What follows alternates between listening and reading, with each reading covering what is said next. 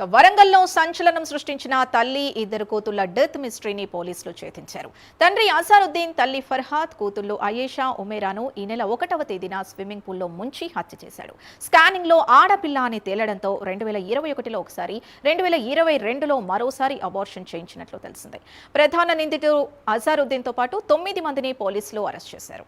ఇదే అంశానికి సంబంధించి పూర్తి డీటెయిల్స్ మా కరెస్పాండెంట్ తిరుపతి అందిస్తారు. తిరుపతి. సింధు, రాష్ట్ర వ్యాప్తంగా సంచలనంగా మారినటువంటి పున్నేల్ స్విమ్మింగ్ పూల్లో తల్లి ఇద్దరు కూతుళ్ల హత్య కేసును పోలీసులు ఛేదించారు. భర్తనే నిందితుడిగా తేల్చి A1గా కేసు నమోదు చేసి అరెస్ట్ చేసినటువంటి పరిస్థితులు కనబడుతూ ఉన్నాయి. హైనవోలు మండలం పున్నేలు గ్రామ శివారులో ఉన్నటువంటి ఒక రిసార్ట్లోని స్విమ్మింగ్ పూల్లో ఈ నెల 1వ తారీఖున భార్య ఫర్హత ఇద్దరి కూతుర్లను హత్య చేసినటువంటి పరిస్థితి. హత్య చేసి ప్రమాదవశాత్తు జరిగినట్టుగా చిత్రీకరించేటువంటి ప్రయత్నం భర్త చేశాడు. ఆ తర్వాత పోలీసులు తనదైన స్టైల్లో విచారించినటువంటి నేపథ్యంలోనే భర్తే హత్య చేసినట్టుగా నిర్ధారణకు వచ్చినటువంటి ఆ పరిస్థితి కనబడుతుంది. ప్రధాన కారణాలు కనుక చూస్తే భర్త మొదటి నుంచి కూడా భార్య ఫర్హత అబార్షన్ చేయించుకోవాలని ఒత్తిడి చేసినట్టుగా తెలుస్తుంది. 2016లో అదే గ్రామానికి చెందినటువంటి ఫర్హతతో అజారుద్దీన్ ప్రేమ వివాహం చేసుకున్నారు. అప్పటి నుంచి కూడా కొద్ది రోజులు బాగానే ఉన్నారు. తర్వాత ఎప్పుడైతే మొదటిసారి కూడా ఆడపిల్ల పుట్టిందని, రెండవసారి కూడా ఆడపిల్ల పుట్టిన తర్వాత 2 సార్లు కూడా ఒత్తిడి చేసి అబార్షన్ చేయించారు. కేవలం 4 ఏళ్ల వ్యవధిలో 2 సార్లు అబార్షన్ చేసినటువంటి ఆ పరిస్థితి మళ్ళొకసారి ఇప్పుడు గర్భిణీ స్త్రీగా ఉన్నటువంటి 3 నెలలకు ఒకసారి లింగ నిర్ధారణలో పరీక్ష చేస్తే మరొకసారి పాపాని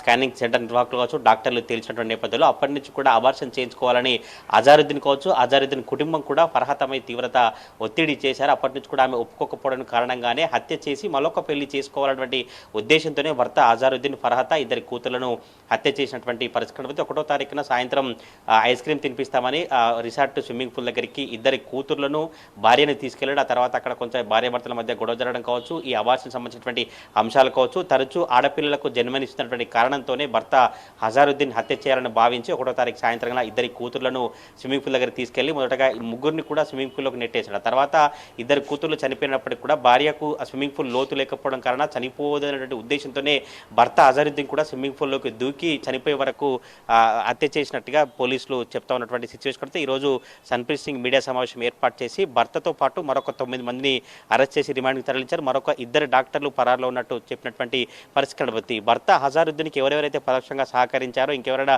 స్కానింగ్ సెంటర్ నిర్వాహకులు కావచ్చు, స్కానింగ్ సంబంధించిన బాధ్యులు కావచ్చు, ఎవరైతే లింగ నిర్ధారణ పరీక్షలు చేసి ఈ హత్యకు పరోక్షంగా కారణమైన వారందరినీ కూడా పోలీసులు ఈరోజు అరెస్ట్ చేసినటువంటి పరిస్థితి కనబడుతుంది. మరొక 2 పరారులో ఉన్నారు.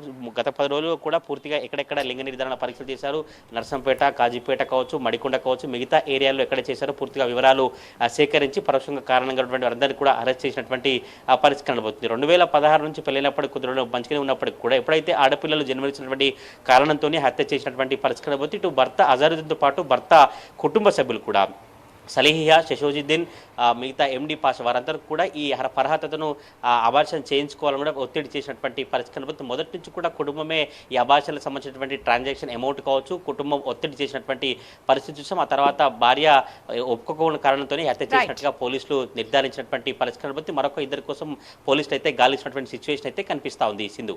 Right, thank you Tirupati.